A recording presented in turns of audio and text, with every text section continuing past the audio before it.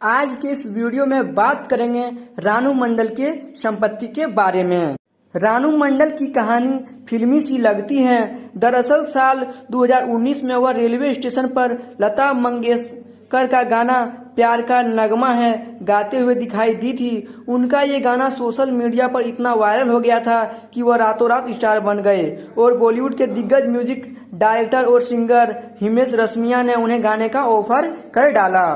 हिमेश के साथ गाना गाने के बाद से रानू फिर से गायब सी हो गई है। हाल ही में उनका एक वीडियो वायरल हो रहा है जिसमें वह छत्तीसगढ़ के रहने वाले सहदेव डिर्डो द्वारा गाया गया गाना बचपन का प्यार गाना गाती दिखाई दे रही हैं और उनका ये गाना भी सोशल मीडिया पर काफी छाया हुआ है। आज की इस वीडियो में हम उनके नेटवर्थ के बारे में ही जानेंगे, तो वीडियो में बने रहिए।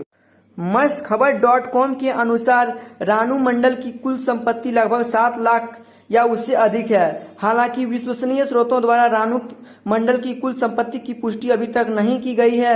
लोकप्रिय गायक हिमेश रेशमिया ने रानू मंडल को गाने के लिए एक गीत की पेशकश के बाद रानू मंडल की कुल संपत्ति लगभग 7 लाख है। रानू मंडल पश्चिम बंगाल के राना घाट में रहती थी, इसलिए रानू मंडल को आज रानू मंडल सिंगर राना घाट के नाम से भी जाना जाता है। बाद में रानू मंडल का घर मुंबई में शिफ्ट हो गया, लेकिन रानू मंडल के घर का पता सार्वजनिक रूप से पता नहीं है।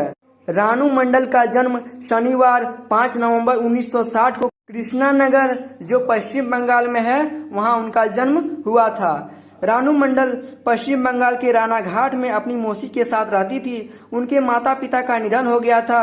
तब रानू की उम्र सिर्फ 6 महीने थी। बचपन से ही उन्हें म्यूजिक का काफी क्रेज था। रानू मंडल मोहम्मद रफी, मुकेश और लता मंगेशकर जैसे गायकों के गाना सुनती थी। रानू एक ईसाई परिवार से हैं। उन्होंने 19 साल की उम्र में शादी कर ली थी। उस पति से उनकी एक बेटी और एक बेटा है। 2009 में अपनी पति की मृत्यु के बाद उन्होंने फिर से शादी की। उस पति से एक बेटी और एक बेटा है। मीडिया रिपोर्ट्स के अनुसार रानू की बेटी का नाम एलिजाबेथ साथी रॉय है और उनके पति का नाम बबलू मंडल था, जो एक कुक था।